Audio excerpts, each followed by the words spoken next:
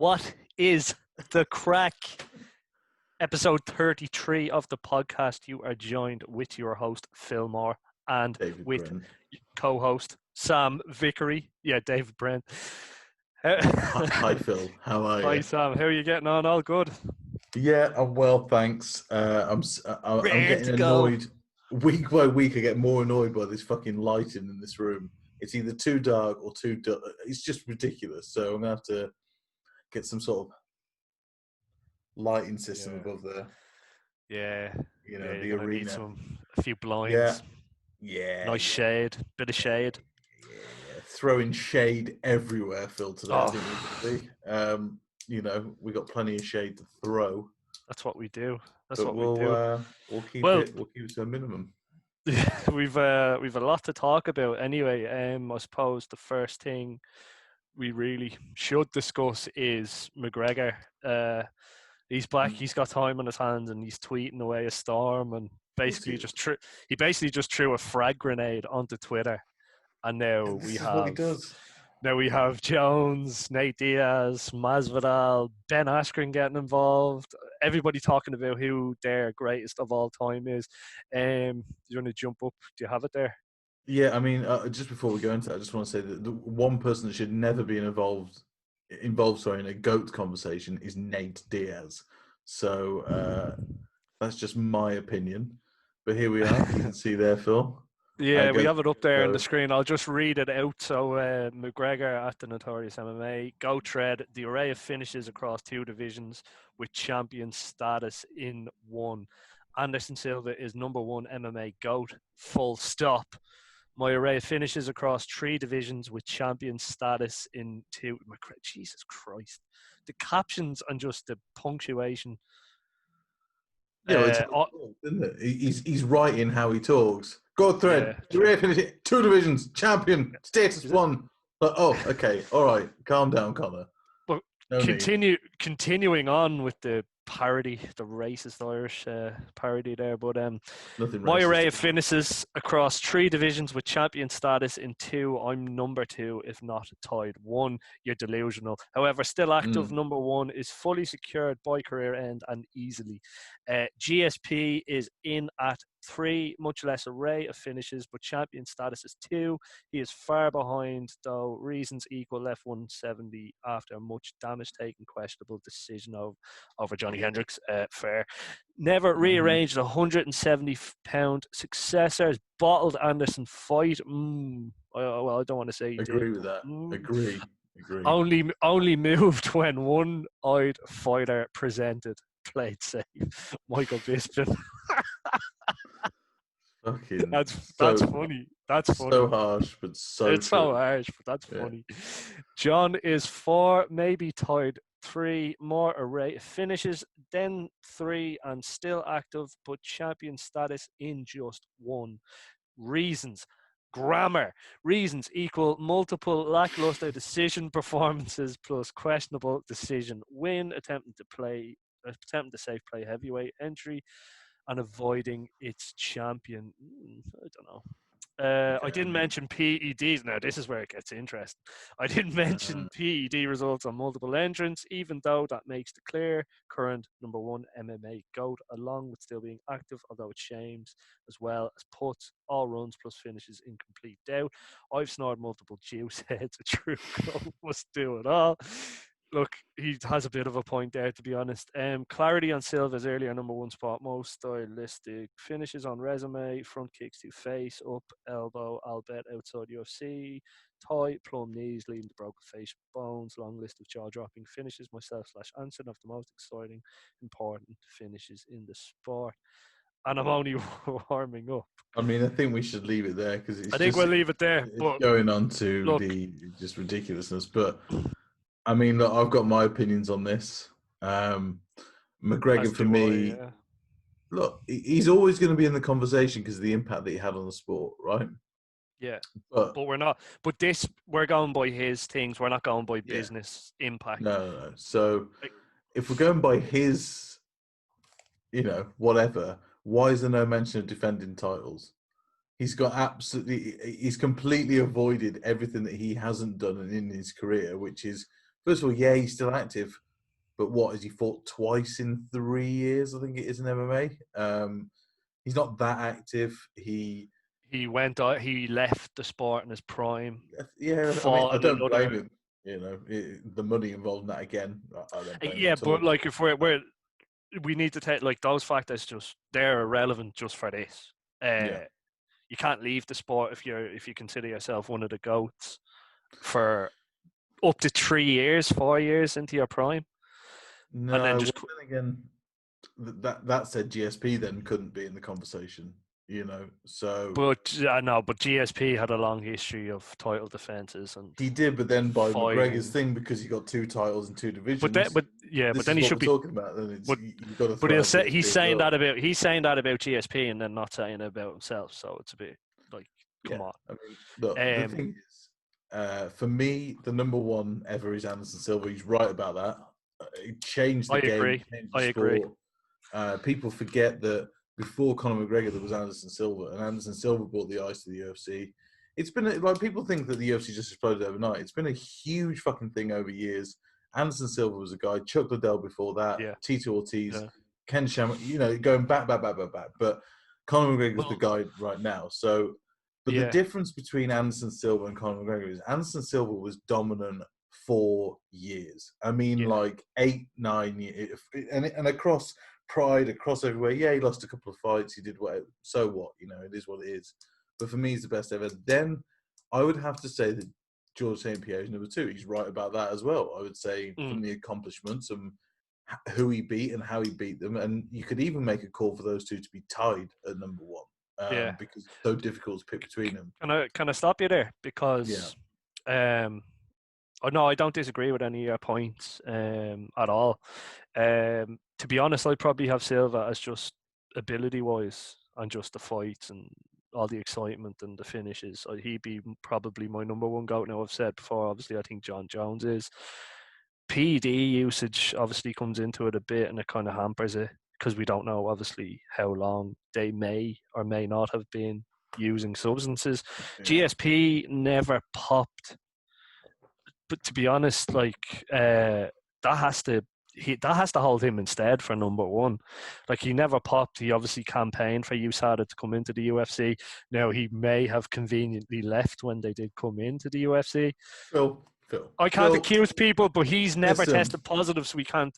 I'm going to have to stop you there. Wait, hold on. Let me finish. GSP was slightly before my time, my entry into like mixed martial arts. Obviously, I kind of came in as a pro wrestling fan with Brock Lesnar, but kind of going back and watching his fights and stuff like that. Of course, he lost to Matt Serra and Matt Hughes as well, but he avenged those losses as well. Maybe he played it safe towards the end of his career, but he came back and he beat Michael Bisping and became a champion, 2-weight world champion again.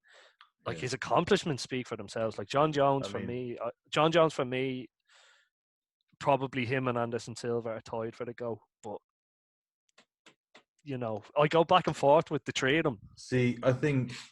I was around when both Anderson Silva and George St. Pierre. I was watching the sport then, and I've been watching it for over a decade now. And both those guys, when I was in it, I remember watching Anderson Silva's debut. I remember him fighting Chris Lieben in that first fight, and I had no idea who Anderson Silva was. I wasn't that knee deep in MMA. I was knee deep in UFC at the time, and it's a different thing. But this guy came in, destroyed everyone. Then George St. Pierre. So George St. Pierre, when I first started watching him fight, I think he just had his first title fight with Matt Hughes, which he lost.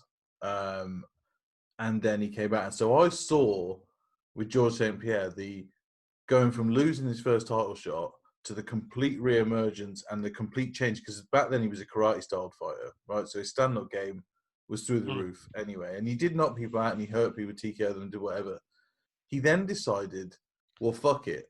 I'm going to have to take control of my destiny because Matt Hughes is such a good wrestler. I'm going to have to be as dominant as him and I'm going to have to be as good as him. And he incorporated such differences. So if we're talking about skill level and skill-wise, George St. Pierre, for me, is the most well-rounded out of all of them by 100%, a long 100%, shot. So 100%. if we're talking about skill-wise, you're going to put George St. Pierre up there. If you're going to go with most devastating, Anderson Silva by a long shot. If you're going to go by a guy who finds a way to win no matter what, and a guy that will be with you at every step of the game, whatever you're doing, John Jones is there as well. So those three for me are always going to be who's number one. I don't know. For me, it's Anderson Silva just because of nostalgia and other things that go along with it. But skill-wise, what they did, everything else, those three are all completely on a par with each other. One And I'm person we really, have to really mention. pissed One off. person. Hang on. I'm really pissed off that we never got to see Anderson Silva versus either of them. Yeah, true. He was sandwiched between both those guys in weight divisions, and we never got to see those fights happen. It really pissed me off, to be honest. One person I have to bring up now. I think he has to. I think he needs maybe two more fights to be in contention, but Khabib has to be in with a mention for Go, just for how dominating he's Yeah, been. of Like course. obviously not the most exciting in a lot of wins because it's kind of the same thing. He gets you down, puts you in a crucifix, and just smashes your face into the to the canvas. Possibly gets a sub. It's effective, but he's undefeated. You know, the only thing that would hamper Khabib's run at a GOAT status, obviously, is inactivity time, missing Also, weight. when you go back early in his career, what people don't really understand a lot of is like his first 15 fights were 2-round fights. You know, they would be counted as exhibition in a lot of other countries, but they would count it as pro in Russia and Dagestan and places like that. So it's kind of like a bit of a skewed record. I'm not saying he's obviously not as skilled as he is, but the record, unfortunately, is fucking skewed. And then at the other same point, with Khabib, the only thing that I think that takes him out of any sort of contention is his skill set. His skill set is okay. Look, it's dominant, and he does what he does, and he destroys you. But you're not looking at an Anderson Silva, George St. Pierre, or John Jones. There, you're looking at a guy who is purely just dominant, and his skill level isn't there. I think what will happen with Khabib is, and this is what happens with a lot of fighters, when he reaches a certain point in his age, his legs, his knees, his back, all these other things won't work in the same way they do. And do you know what you're going to see? Then you're going to see a bang average fighter. That's what you're going to see. You're going to see a guy when that body's destroyed. You're going to see someone. Michael Bisping is a perfect example of this. That guy was beaten up to death, but because of his skill set, he could carry on until he was nearly 40 years old, right? Because he had, even with one eye, his knees were fucked, his hips are fucked, his back. But because he had such a superb skill set overall, Yeah. he could still get through fights. Khabib for Yeah, me, it kind of it took. I get you. Like he obviously sharpened up his boxing and stuff to where it was really good. But he used to be Michael Bisping used to be one. He'd shoot for takedowns non-stop, and it kind of Yeah, took away from his. It kind of I took think away on from his the game. early English scene, though, it was easy to do that because nobody knew wrestling. So Michael Bisping was kind of like because I remember him coming through as well. I remember in the UK game, he was one of the only guys that was doing that. He was taking people down and getting submissions, doing whatever. Yeah. But he was always wanting to be a boxer, always, and his striking was always good, and he just got better and better. But this is why I'm saying we need to wait till his career is done because it is such a one skill set thing Yeah. that you can't really say until we've seen him when the chips are down. You can't say how good or bad he is. You know what I mean? He's never really faced adversity. Now, a lot of people would say, "Oh, well, that makes him number one because he's never had to face it." Yeah. Well, I'm going to say it's different. I think you have to wait till you see how he actually does when his body's banged up and to shit and whatever, and we'll see who he Yeah. really is. Yeah, I don't disagree. I also actually had the same thing as yourself just about George St. Pierre. A lot of people do forget how much he changed his game in terms of getting a really solid wrestling foundation behind him. So that was actually, I had that in the back of my head, but I forgot completely just about that and just bringing that up. Fair play. Yeah, but I suppose that's going to be like we could do maybe 3 podcasts on who we think is the greatest of all time, I could couldn't we? talk all day about these things. I Well, could go all day, but we can't, unfortunately. no, So unfortunately. But what it did bring, it brought a lot of entertainment on Twitter. Like Khabib, obviously, now we don't know if it's Khabib or it's Ali tweeting from his account, but paraphrasing, basically said you tapped out of 3 weight classes. You're the king, basically the king you're giving up. Yeah. Pretty entertaining. John Jones and Nate Diaz kind of had their own little spot about it. And then Masvidal got involved. So, yeah, it was effectively just Conor throwing a frag grenade onto his timeline and just walking away from it. So he hasn't responded since. It's pretty funny. But we also got kind of Ali Abdelaziz basically saying, come to daddy if you want a title shot with Kamaru Usman. Yeah, I mean, first of all, the connotation of "come to daddy" just makes you feel a little bit unwell in general. Maybe I laughed. I'm starting to like Ali, I won't lie. He's becoming a decent troll. No, I mean, yeah, I get what you're saying, but at the same time, you know, he, for me, is just a guy. All he ever wants to do is fucking get the best for his guys, and he just talks shit. Now, the thing is, and this kind of leads me into a point. I know you're saying you like him, but it also leads on to another point about Kamaru Usman's tweet earlier this week regarding. Well, yeah. Well, if you want to tell me what happened in this, if you want to get it up there. Let me just pull up. No pun intended. If you want to get it up there. Let me. Let's not really get it up there. I'll give you the gist of it. UFC welterweight champion Kamaru Usman threatened to shag the notorious Conor McGregor. Which is absolutely insane. Mental. It's absolutely insane. And then I think he did it yesterday. Everyone kind of was just like, what in God's name? No one knows. That's the thing. No one knows what he's getting at. It's, first of all, cultural appropriation. You know, if this was the other way around, Phil, we'd be in some serious trouble if we were talking like that another way. Secondly, it's like if Conor McGregor had made a rape joke, which is essentially what this is, right, from Kamaru Usman, could you imagine? I wouldn't go that. It's a mild threat. Okay, but all I know is those lot would jump on it like there's no tomorrow. Look, that's always going to be the way. To be honest, I kind of laughed at it. I'm not going to lie, but basically what he said was, we're not taking Kamaru out of context.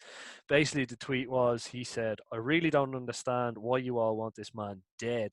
I'd shag him in there if I wanted, and he'd do nothing. FOH, basically, fuck out of here."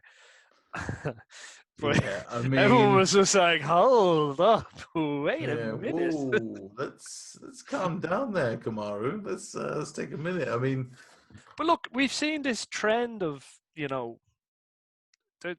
seen this trend. Like Jan wanted to fist John Jones. Yeah, I can't wait to fist you. Sorry, Jan. Everybody's on lockdown at home. Maybe the sexual frustration is through the roof. I think what it is there's certain people who use tweeting and their English grasp is not wonderful. And Ali Abdelaziz is a prime example of how bad his English is, considering he's lived in America for 15 years. I don't quite understand how his English is that bad, but it is. Do you reckon it was and a businessman as well. A man that writes contracts and negotiates contracts, can't read English properly, can't write it properly. What's going on here? Anyway. It's like do you know that Puff Daddy lyric? It's like Ali Abdiz. He's like, "Don't worry if I write tweets, I write checks." So yeah, I can understand it, but he's clearly doing this, right? He's clearly doing this thing. And do you remember last year, Usman made all those things about raw dogging McGregor's misses as well, and they got deleted off, hacked Twitter. Apparently. Yeah, hacked. Threatened to raw dog Conor's girl Devlin on the gang. Yeah, look. Apparently, look. All I know is some fighters can get away with this, and some fighters can't. And I don't think he should be getting away with any of this. For some reason, people have taken this as a cool thing that he's done. He looks like if this was Henry Cejudo as well. people will be like, "This is unbelievable that Henry Cejudo's doing this." Just some fighters can't trash talk. Just don't Yeah, do it. Just Kamaru, don't do don't it. do Just it. don't Yeah, do you it. haven't Just got don't. wear your little fedora hat, do all your It little was shit that you need to do, and your little fucking linen suits. Wonderful. yeah. That suits you, Kamaru. That's about as much But personality as you've got. I So suppose fucking McGregor wisely just did not respond to it. But let's all jokes aside and stuff like that. Let's talk about that fight if it actually does happen, because Connor loses. for me, Connor loses and he gets frustrated for 5 rounds and taken down. It's But people get so mad when you say that McGregor actually might have a chance. They just get so angry. look, McGregor has a chance in every fight, right? So let's put this into reality. McGregor has a left hand that none of us can even imagine possessing that power, right? Mm. He's got the kiss of death in that hand, and it's translated across weight classes as well. Yeah, okay, he didn't put out Nate Diaz at 170, but But he neither did knocked him Jorge down. Masvidal. He has 5 knockdowns at 170. More. Yeah, but yeah, he does. But look, Jorge Masvidal didn't knock him out either. Nate Diaz is notoriously tough to put away, and McGregor actually knocked him down. Masvidal didn't. He just beat him into submission. There's a difference to the entire thing. Like, Oh, I think. Oh no, I think Masvidal got 1 or 2, maybe. I don't But think he yeah, I did. I get you. I think it get was you. just a pure beating. But anyway, look, the point being is McGregor's always got a chance because of that. Now, on the flip side of that, Usman's boxing is good, but it's not great, right? No. And that was shown in the Colby fight because both of them have got good output boxing in the sense of like they can keep going, they've got good cardio, and they Yeah. push the pace, do But whatever. defensively, they eat. They eat Defensively, strikes. neither of them are good, apart from against people who are similar level to them, And McGregor, angles, movement, timing, everything else is phenomenal in the stand-up game. So he Yeah. always has a chance. But reality is, Usman's going to get he's a big 170, Yeah. big And 170. he's Walks fit. around. And Yeah, he he's massive. his cardio is insane. I would say that McGregor walks around about 180, right? Cuts about 10 pounds to get to 170. Kamaru genuinely probably walks around about 210, 215. He's a fucking monster of a guy and somehow makes that cut. That, again, weighs on people like Conor McGregor because Conor is 5'9", whatever, 5'8", Yeah. 5'9", 180, whatever, I think 170. height wise there's not a lot between them, but in terms of just I think obviously Usman's the about 5'11", something like 5'11". that. But what I'm But getting at is when you're that big, right, and someone's weighing down on you and you're smaller and not the same athlete, you're going to be tired in seconds. oh, Seconds. 100%, yeah. And it's To Usman be for me honest, all like day runs away with that fight. we understand like McGregor's had his problems with cardio and stuff like that, and we've talked about it at length and what the reasons may be, the reasons we don't know, obviously. But obviously he wasn't always taking care of himself 100%, but he seems to be kind of on a new page of his life Let's say how where it is. He was coked he off his see, tits. yeah, fair, Yeah. allegedly, but Allegedly, yeah. yeah, allegedly, of course, but no, he seems to kind of turn the page a little bit and seems to be, like one thing, you see him out jogging all the time, kind of around like the areas. There's always videos of him out running. Um, just seems to be doing a lot better in his own, kind of personal situation. So I'm not saying he's going to be coming back with a fucking Frankie Edgar gas tank, but No. I think like he did look great against Cerrone as quick as that fight was, but you know you never know. You never know what sort of Conor McGregor is going to show up. Mm. That being said, I think 170. It's a little bit too much. Too many killers. Too Yeah. many killers. I think as well, if McGregor, I think if he does win that fight by fucking whatever, he goes back down to 155. He fights Khabib and he retires. And I think the only thing that's left for him, if he wins the 170 belt, he'll never defend it. He doesn't defend belts. He doesn't do it. He wins them and gets out. Yeah, pretty much. So I think what will happen is he'll get the 170. He'll say he wants the Khabib rematch. I mean, this is all hypothetical, obviously, because the fight hasn't even been put together yet. And we always thought it was going to be Masvidal versus Usman. That was basically a done deal. I don't know what's happened there with that. Well, we'll segue into that in a minute, and Great we'll talk segue. about that. But yeah, look, McGregor. I mean, I see this being. I think if he doesn't win, he retires. I think if he wins, he gets one more fight and then retires and gets out. He's got the money. He's got the life. He doesn't fucking need it. It's all bullshit that he wants to stay in the UFC. But yeah, kind of going on to that as well. Like I was saying, we're talking about Masvidal Usman. We thought that was a done deal. Masvidal's now all over Twitter, and he's asking for a Nate Diaz rematch. I mean, we talked about this a little bit before. The only motivation for this fight is money. The only motivation, because you've already been there, you've done that, you destroyed him. What more do you want? You know, what's going to happen? Nate Diaz is going to adjust what to his game? Absolutely nothing. Fourth round Diaz, bro. Fourth round Diaz. Oh yeah, okay. Well, we'll wait for fourth round. We'll Diaz wait for fourth round Diaz. Yeah. Yeah, it just seems to be what. It just seems to be the kind of vibe that Masvidal's on now. What is he? 36. He's been there, done that. He could fight for a title, but why not make as much as you can? Obviously, the Nate Diaz fight would be, it's going to be probably generate more revenue than him and Usman. There's only one fight that Masvidal needs to take at this point in his career. Well, there's two fights: Usman, Conor, which is lined up for him, or Conor. They're the two fights that are left for him. Money-wise, belt-wise, that's it. Those two fights are it. Or Colby, because that's his old mate, his training partner. But that, for me, is a title fight down the road, which... But, no, Colby, fair enough, but Colby, again, that's not a money fight, and that's what he's after, isn't it? But at his age, like I say, there's only a few things left. It's either personal, it's either for title, or it's for money, and they're the three fights that there is, and that's it. It's, for me, him taking any other fight at this point in his career, it's not worth it. You've got those three options, stick with it. Now, Nate Diaz goes to show that smoking weed and CTE are a very real problem in the world, because he's still putting out there that he's the fucking baddest motherfucker on the planet. He's always going to do that, though. Yeah, but he's always going to. Look, people say he's always going to do that. Oh, 209, stuck 10.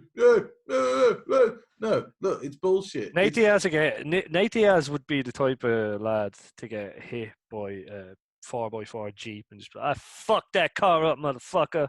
Yeah, that motherfucker came towards me. I popped him one. Fuck that car up.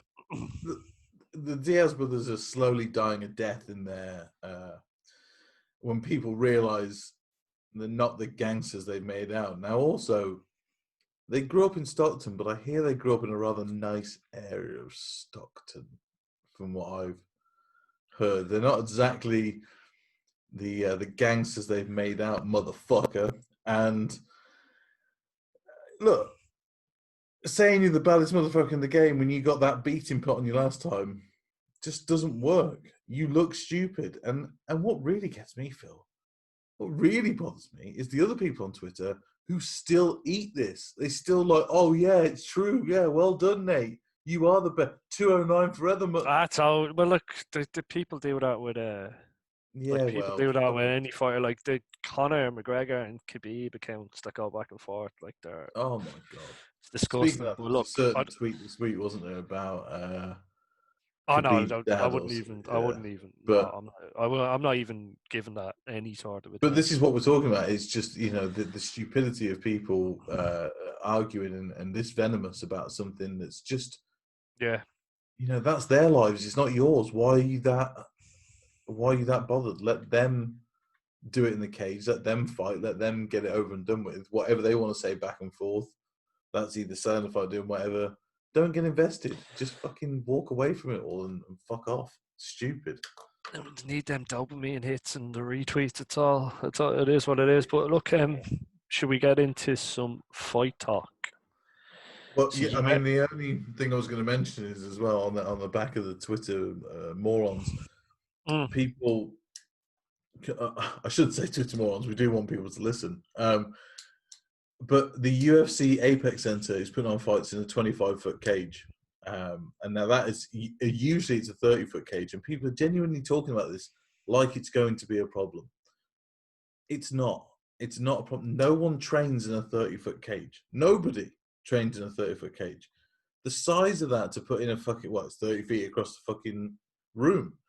Who's got a room that's 30 feet? You've got to have 5 warehouses to have a good training facility with a cage that size in it. It's ridiculous. And people are like, well, they think they're going to have more, they're going to have less space for wrestling. And they train in a fucking 5-foot space anyway on a mat. They don't train in a cage. Most training is not done in a cage. And Well, look, if it was the case, and like Elias Theodorou was still in the UFC, the he number like one pound he for wouldn't like it, but anybody else would be all right. look, Theodore. I mean, fucking hell. I Yeah, can't go into him. He's not a fan of mine. I'm yeah, not a fan but of his. that's I don't know. A lot of people, I don't know. I don't think it's going to be too much of a problem at all. But I don't think it's a problem. like One, it's going to cut off the cage a little bit. So somebody who comes forward aggressively, they're going to have a little bit more. But Phil, I'm let's sure put it they. this way: how many fights do you see that are done 30 feet apart? It's Oh, fucking. I mean, why? You're like 3, 4 feet apart when you're fighting. It's mm. bullshit. Look, whatever, bullshit. True. Well, look, I'll mention one fight that is being targeted for July 11th, and then we'll get into the UFC Apex card. Is the Apex card fight night Mm-hmm. 176? Or But whatever. Pedro Munoz versus Frankie Edgar is targeted for the July 11th event. Yeah. So that should be a very good fight. Obviously, Frankie Edgar didn't fare so well in his last contest against Korean Zombie. But No, well, who does he's against still Koreans? nah. But he was It's very rare to see Frankie finished, but that's obviously was the outcome. But everyone does like Frankie's a legend, so it's kind of happy to see him back. Yeah, I mean, for me, Frankie Edgar, I kind of sit there in 2 ways about him. What else has he got to prove at this point? You know what? He's 38 years old. He's been the lightweight title holder in a division when he was a lot smaller than everybody else. He's moved down, I think, 2 weight classes at different. He's Yeah, tried well, to go and this fight will be going ahead at 135. yeah, which is to me ridiculous. And against Pedro Munoz as well, who is no joke of a fighter, Mm. and he's 2 fights removed from destroying Cody Garbrandt in what was an absolute barn burner, and knocked out Brian Caraway before that. Lost a decision to Sterling. I mean, that's there's no shame in Yeah, that. Sterling's a fucking world class fighter. It is what it is. Sterling's in his absolute prime at the moment. For me, it seems like this is last chance saloon for Frankie Edgar. He's trying the weight drop. He's going in against a good ranked opponent already. I think he's number 5 or number 6 in that division. I'm not sure, but it's a dangerous fight for Frankie, and I think at 38 he's a step behind at this point, and really he shouldn't be doing this fight. I think it's not a good move in my Well, eyes. look, we've seen I love you Frankie. know Don't get me wrong. we Love seen him. Aldo drop to 135 and look good. Obviously, we disagreed about that fight. We've seen Barboza get robbed, but he looked Yeah. great when he dropped weight. You know what I mean? Maybe the dropping down to 135, change of scenery. We could see a Look, for me, rejuvenated this is where Frankie Edgar. Frankie should have been 5 years ago. There's no doubt about this. 33 years old, Frankie Edgar should have been down at 135 and making this cut and doing whatever. But he didn't. And, he played around at featherweight for a few years. And I don't know, those fights take a toll on you. And, when you fight people like Korean Zombie and, you know, it wasn't fun to watch that fight, losing in round 1 and doing whatever he's normally been. Yeah, Fighter. I'm such a huge Frankie Edgar, so I'm such a huge I Frankie know. Edgar fan. So I really hate seeing that. It was hard to watch, but like Look, I agree. Korean Zombie is just a monster. And I also think, Frankie Edgar's one of those guys. I don't think he's given the respect that he deserves, to be quite honest. I don't think Ooh, that's a he's good. kind of. No, I'm not saying that people don't think about him as a good fighter, but they don't ever hold him up there with the greats. Mm, And for me, okay, when we yeah, talk yeah, about okay. fighters that change the game again, here's another one. Here's another fighter. Look, this is an undersized guy that stayed in the UFC just because he brought in money and fame and things that, because if he'd gone to lower divisions, he'd have been WEC. At the time that he was there, it wasn't a thing, the lower divisions weren't a thing in the UFC, and he stayed behind. He lost a decision to Benson Henderson to lose his title after 2 classics with Gray Maynard. Yeah. It's One where he he's nearly beat BJ finished. Penn. Remember that? Yeah, I Like, mean, that's it in the second fight. He nearly died in the first round. And I don't know what happened, but he kept coming back and it was phenomenal. But then he loses 2 really close fights to Benson Henderson. I think he actually won the second fight, drops down to 145, loses to Aldo, goes on another great run there. He's beaten Uriah Faber, Chad Mendes, Cub Swanson, BJ Penn again, Charles Oliveira, Jeremy Stevens, Rodriguez, fights Aldo again, loses to Ortega, beats Cub Swanson again. Look, the guy's a fucking legend. And the people that he's beaten are unbelievable, and he's never talked yeah. about. And the Well, thing like is, the this last is 2 a guy. fights, he's lost. He lost the title, obviously a title bout to Holloway, and then was finished by the Korean Zombie. But Yeah. that's what I'm saying. I think just the drop down and the change of scenery, you could see a rejuvenated Frankie Edgar, but Munoz is no joke. But that is a serious fight. It's a great fight, and I mean, I'm Mm. looking forward to it. But I just at this point, I see for Frankie, this is do or die. I think at 38, and I think Yeah. unfortunately it's It's going to be. one last run, and Yeah, I think it's then going to we'll be a see where death, he goes on. unfortunately, because Munoz is no fucking joke, and No, when he hits, he hurts, and he's tough. He took those. Look, say what people say what they want about Cody Garbrandt. Cody Garbrandt throws leather, and he hurt Munoz a few times in that fight. And it was 1-round fight. It was a phenomenal fight to watch. But at the end of the day, Munoz toughed it out and got through, and that's the kind of guy that Frankie's not a knockout guy. Frankie's not got that one punch thing. Do you reckon no. Volume's going to beat Munoz? Could, but yeah, no, maybe. Yeah, it's a tough fight for Frankie, but it's going to be a great fight anyway. But yeah, suppose we'll jump into to UFC Fight Night 176. It's taking place the UFC Apex. Call it arena, wouldn't you? Yeah, so it's the Apex. I don't And know what. it's going down May 30th, 2020. But cracking main event. Tyron Yeah, I Woodley mean, versus just going Gilbert down the card Burns. here. You can see Tyron Woodley, Gilbert Burns, Ivanov versus Sakai. Now, so who are you picking main event there, Phil? I've kind of I've been going a little bit back and forth over it. Depends what type of Woodley showed up. Now, obviously, he came out and said he's in a what's it called, a state of or a mentality of violence, Sam. But Gilbert Burns, like obviously we see like when Gilbert hits people, they go down. I think if Woodley fights smart, he could get a decision out of this fight. I think if the two of them go for it, I think Gilbert Burns could catch him. I think it's very unpopular, but I think Gilbert Burns wins this fight. It seems as though everyone's picking Tyron Woodley. Just because it is Tyron Woodley. Like, I get it, otherwise, and Gilbert Burns really hasn't stepped up to this level of competition yet, and I can see where people are coming from. But it seems like everything's just set for a huge upset here, and I don't know why. But Gilbert Burns, another one we were talking about, Drew Dober a couple of weeks ago. Another fighter who just seems to put it all together in recent times is Gilbert Burns, and he looks fucking phenomenal every time he gets in there.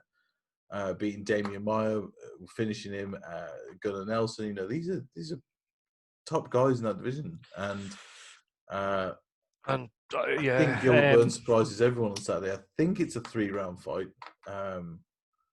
just because of the training for it. I'm not entirely sure, but I believe it's a 3-round fight. okay. No, 5. No, I'm telling Yeah, lies. I did. Telling lies. Yeah, I didn't see that. Honestly, Now that's someone else.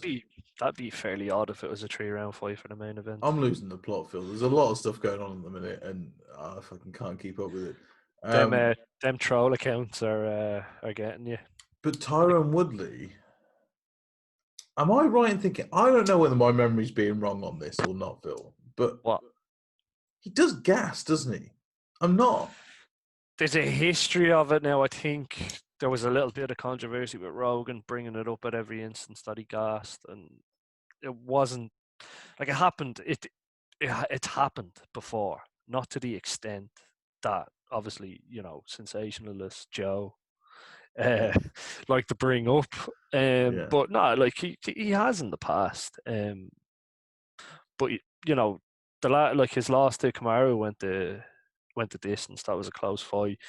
The That Wonder was a Boy big thing. fights, the The Wonder, Underboy fights, though, they may have gone 5 rounds, but the only output they had was about 4 punches each throughout the entire fight. So, I mean, I true, wouldn't get tired either, to be fair, Phil, across yeah. 25 minutes. But then But he yeah, obviously he defended like he's had multiple 5 round fights. He defended his belt against Moya. yeah. Obviously he submitted Darren Till second. That only went 2 rounds, but I think it's a little bit blown out of proportion about Woodley's gas tank. To be honest, like he's had multiple 5 round But fights. I remember he fought Kelvin Gastelum in a 3 round fight.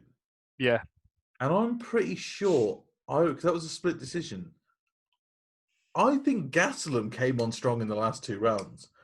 Now, yeah. if Well, Gastelum's coming Ga- on strong in the Gastelum last had, 2 rounds, but there's some serious problems.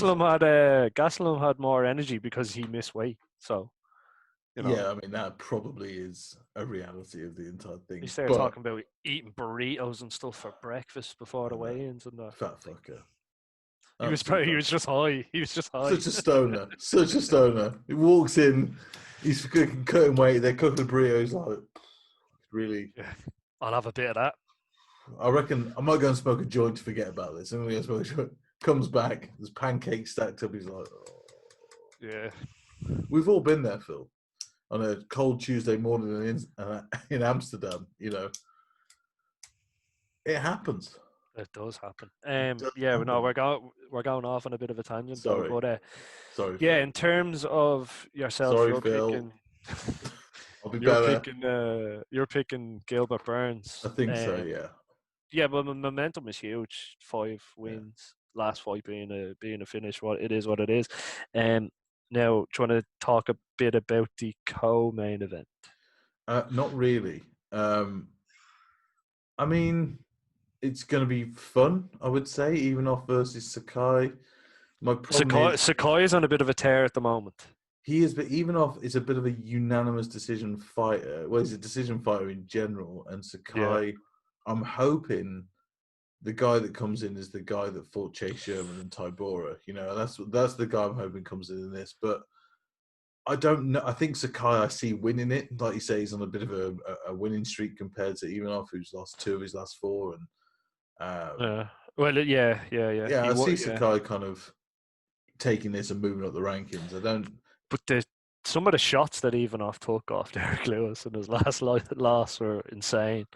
So like, Yeah, but talking about gassing, Derek Lewis yeah, is number true. one for gassing. I mean, Ivanov took a decision against Tai Tuivasa, who we're learning very quickly, sorry, is not a good fighter in general.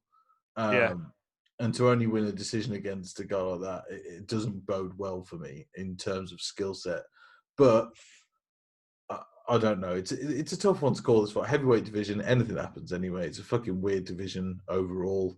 If Ivanov wants to take it against the fence and try and fucking make it a boring, I wrestling think thing, that's I think probably that's will. I think that's his game plan all day. It But will be his game plan. I'm going Sakai, and Yeah, same. hopefully there is a finish in that. But we move I'm on. hoping So head kick finish. that'd be nice. I like Yeah, that at lovely. heavyweight. It's something different Yeah, about that at heavyweight. Like it's not the best division in the world, but it's terrible, but yeah. we move on. We have number 9 ranked Kevin Holland returning only after what? It's a week, 2 2 weeks, weeks, two, 2 3 weeks. weeks. Winning his last fight, and he is taking on Daniel Rodriguez, who is 11-1. But And he's moving down. Like I said on the last pod, Phil, he's going mm, down. He's moving from 185 to 170. He beat Anthony Hernandez in less than 2 minutes in his last fight. No wonder he's got such a quick turnaround. yeah, And it looked like he was already cutting weight for this fight anyway when he turned up because he weighed in at 181 or whatever in the last fight. Um, Daniel Rodriguez, this for me is a great fight that they've set up here. A really, really good fight. Kevin Holland, it'd be his debut, 170, moving down. Rodriguez came in. I think he was late replacement against Tim Means, 10th Planet Jiu-Jitsu guy, very good Muay Thai as well. And I mean, beating a guy like Tim Means in your debut, that's no joke. You know, Yeah, no joke at that's all. a real win there. And I think what we're going to see here is a little bit of a treat that people are underrating. And I don't know who's going to win this at all. I think it's a really interesting matchup overall. I think Kevin Holland will get it just because of a few stand-up discrepancies that Rodriguez has. But if this Yeah, goes to the like ground, Holland's it. got no chance. Yeah, hopefully it's not a case of like, you know, it was Michael Johnson getting caught after a fantastic first round Oh, and yeah. knee bar, which them 10 Planet lads, they love attacking legs. That's what they're known for. Yeah. So it's interesting. I think Holland will get it done early. I haven't seen enough of Daniel Rodriguez on the feet to really kind of make a decision. I But think he's pretty good from what I've seen. he was very impressive in his last fight. Yeah, I mean, very Like impressive. he's handy, but I think Holland. That's what I mean. I think, yeah, I mean, I said this before. I think Holland can show some discrepancies in his stand-up here. It I always say, depends how Holland feels at that weight cut. yeah, fair, Yeah. depend. But I think he'd be okay. So I'm picking Holland. I always say Kevin Volland, you know, the Leverkusen striker. I Yeah, always yeah, say it. yeah, you did. Uh, yeah, but Um, no, I'm taking Kevin Holland, and I'll probably take second round TKO. See, I'm going to go, because of the quick turnaround and the weight cut for the first time, I'm going to go Rodriguez second round submission. I think he's going to get tired. I I'm don't not think he mad at really it. quite understands what that weight cut's like. And I think Rodriguez Rodriguez preparing for anyone else before this, or is this just a late put together No, I think it's a thing? late one. Yeah, I'm not too sure. Yeah. Well, yeah, I mean, it's going to be a good fight, I think, anyway. But I'm going to call Rodriguez second round submission personally. In it, fair Isn't enough. it? Yeah. So next one we have an interesting contest: Roosevelt Roberts versus Brock Weaver. So Roosevelt Roberts is 9-1, and Brock, but Brock. he's 15-4. So who are you taking? I mean, look, it's this is a difficult one because I've only seen Brock Weaver fight once before. Roosevelt Roberts, again, I think I've only seen him fight once before from memory. Both were decision fights. I remember Brock Weaver won due to an illegal knee recently, Yeah, which was a weird fight. I thought he was losing that fight, if I remember correctly, in general. I know it was only the first round, but he wasn't looking great against Vargas.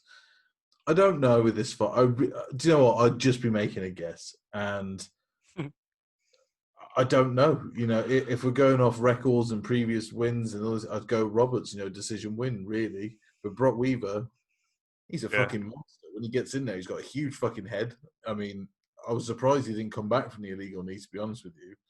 I thought those two were going to run it back after that, Vargas and him, but they didn't. Well, It's a tough one to call. Roberts was supposed to fight Mafrovola. That obviously was cancelled. Yeah. Well, I think I'm going Roberts' decision. Yeah. Yeah, I know what you said. Obviously, um, Brock is gritty and tough, but I don't know. I thought I kind of obviously Roberts' last fight went to decision. I thought he looked good though. I think he's probably the more skilled out of the two, so I'll probably Yeah. take him by decision.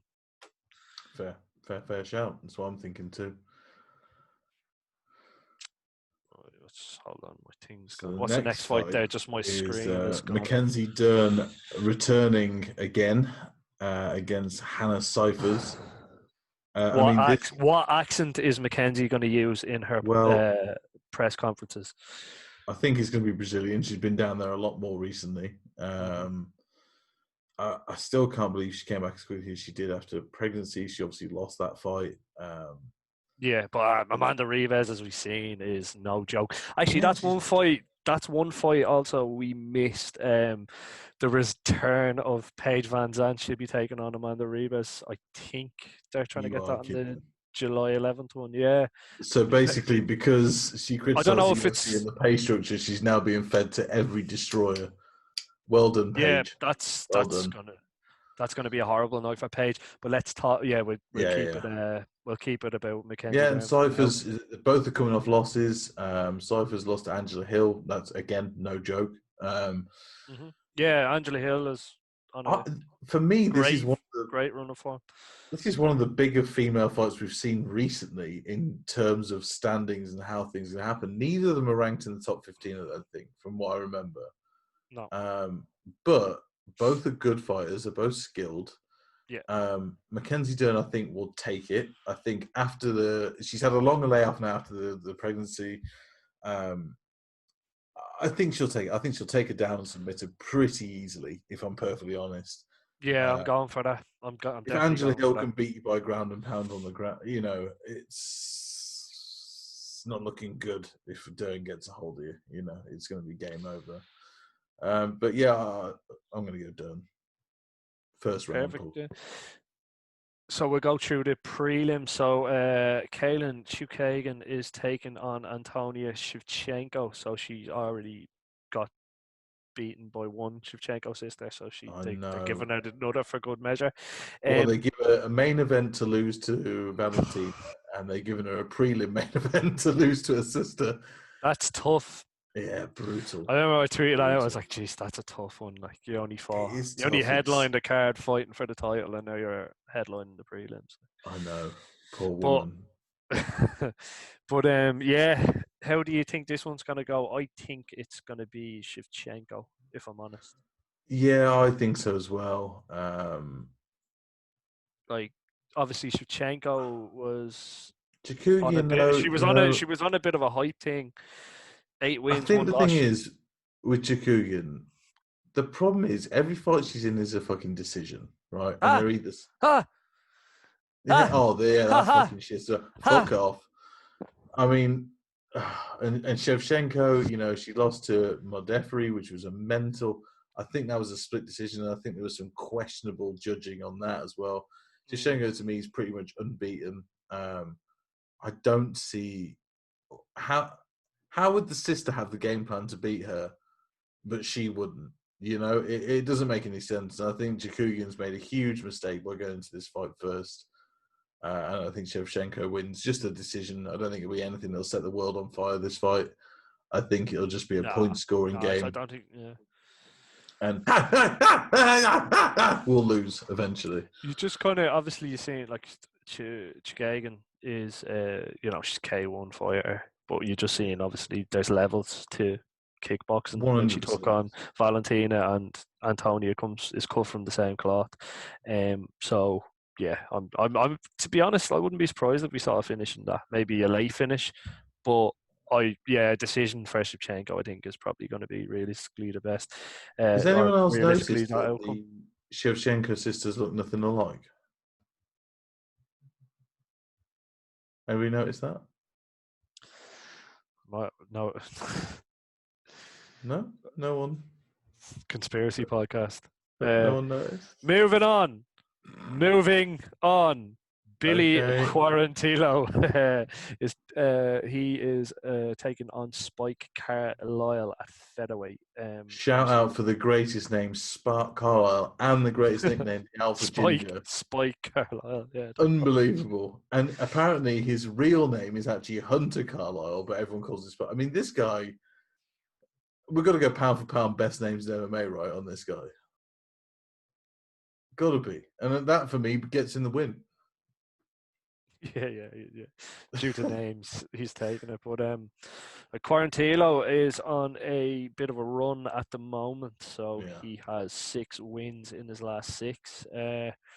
Who are you taking in this one? This is a pretty similar one to before. I don't really know enough about them. I know a bit. For me, it looks like the greater prospect here really is Spike Carlisle. 27, seems to be putting it together. Quarantillo he's a guy that was, in the UFC a few years ago. I think in one of the Ultimate Fighters, possibly long, long time ago. He's got a good streak going up since then, but against nobodies, and It's really, it's a hard fight to call. They both it's have a really similar hard to call. similar records. I just hope it's one of those fights where both of But them just, Carlisle seems more of a finisher to me yeah, yeah. than Quarantino. I think Quarantino, he's going to go for a game where he tries to get a decision point scoring thing, and it's just not going to work against this guy who seems to hit really hard. He Yeah, finished his first UFC fight. we're going Spike Carlisle. Yeah, spot. Yeah, and then Jamal Hill versus Kilson Abreu. That's at light heavyweight. So Jamal Think, Hill is currently undefeated. Kilson Abreu is 15-4. yeah, I see this being a bit of a whitewash here for Hill. Hill seems to be the new John Jones in the division. Don't say that. Don't say that. Don't say What? that. You've ruined him now. Johnny Walker was supposed to be the new John Jones. Listen, Hill is already more skilled than Johnny Walker. That way, all right? So Yeah, true. No, Jamal Hill, that um, was look impressive. Like his last fight, he looked quite good. I think he'll get it done, and hopefully there is a finish. yeah, I think his only win in the UFC is against Sam Alvey. He's lost Yeah, against Gamzatov and Ankalaev. I mean, they're okay fighters. They're not brilliant.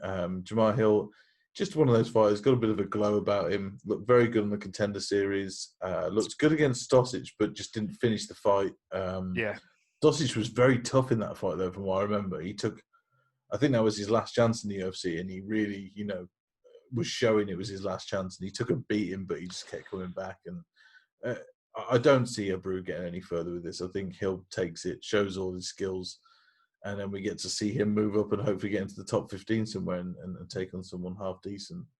mm. Yeah. I don't take out. Yeah, I think it's a good second fight for Jamal Hill, basically just to see what he's all about, and I think he'll get it done. Hopefully, he does get finished though.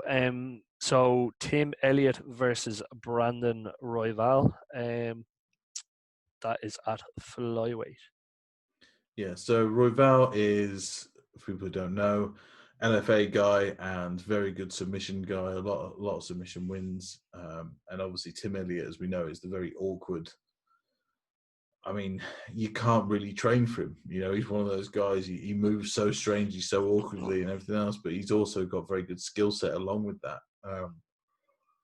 I don't see Tim Elliott winning though. Tim Elliott is one of those guys where I don't think for him He'll get a win and then he'll go like on a 3-fight, 2-fight losing streak. Yeah, and he's already lost 2 in a row. But I think for him, the sport. I remember him being on the Ultimate Fighter, and he was kind of just like, "Well, the sport isn't everything. I don't get it." He's not in it like everyone else is. He does this because it's fun to him. That sometimes is in his benefit. But when you're going up against a kid like Royval, who's hungry for this, and it's his first fight in the UFC, I think you're just going to see Tim Elliott walking away with a loss here, unfortunately, Yeah, unless he uses all his veteran skills and crafty just veteran. and pulls it out of the bag. But we'll see. Yeah, I don't see Elliott winning that fight either. But Casey Kenny versus Lewis Smoker at flyweight is a very, very good fight. Yeah. And did you see Lewis Smoker? The pictures of him, he's packed on a serious bit of muscle. He looks great. He needed to. He had a problem Very with kind of skinny. being out muscled Yeah. in a previous fight. But Casey Kenny obviously lost to Yashvili in his last fight, but was on. He had his wins over Ray Borg, Manny Bermudez, Brandon Royval, who obviously we were just talking about. This is a hard fight. I think I'll probably go with Casey. Yeah, I'm going to go Casey Kenny. Casey Kenny, I mean, the only time that we've seen him in trouble was against, like you said, Yashvili in his last fight. And Yashvili is a monster. I mean, he took him down. I think he went for about 28 takedowns in that fight. Got about half of them. Casey did well in the first round, if I remember correctly. Kenny did well in the first round, did okay, outstruck him a little bit, but he just couldn't defend those takedowns. And Smolker's not that fighter.